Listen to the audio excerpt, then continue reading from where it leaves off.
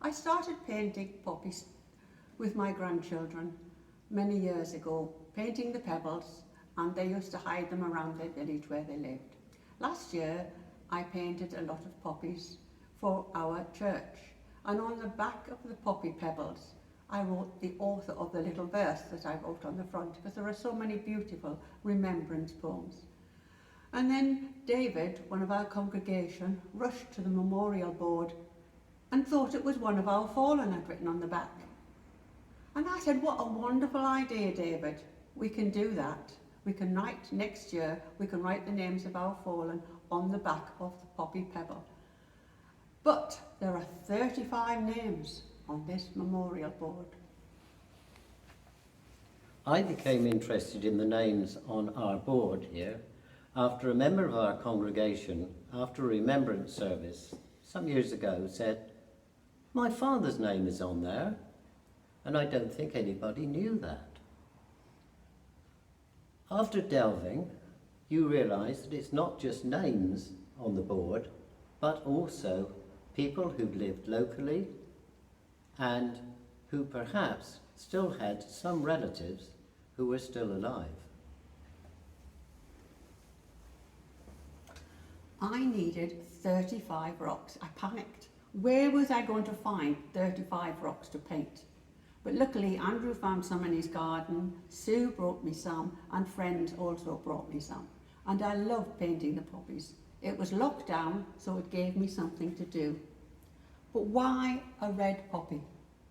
Well, northern France and Flanders, after the First World War, the fields were laid bare after the battlefield, and the only flower that grew was the poppy.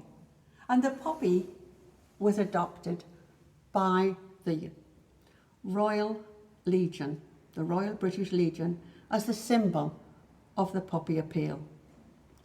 They say the red poppy is a remembrance and hope. And in Flanders, fighting too, was McCrae, a Canadian surgeon.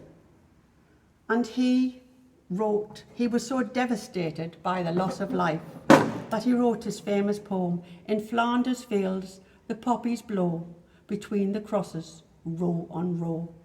We have many such beautiful poems, many beautiful poems. Little poppy, as red can be, to show that I remember those who fought to make me free. I've seen my own share of war.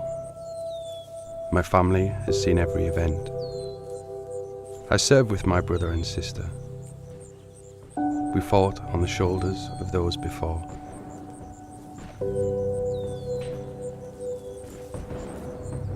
I remember my friends alongside me. The ones still here, the ones who gave their life so we can live. Far away from here, my brother recalls a piece of Britain, a population invaded, islands retaken, and people freed.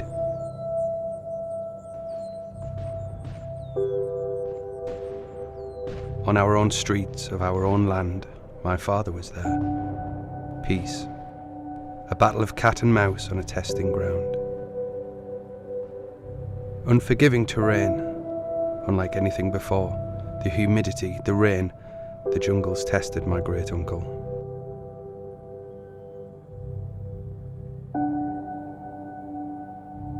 I've listened to my grandfather's legacy, retold by my father.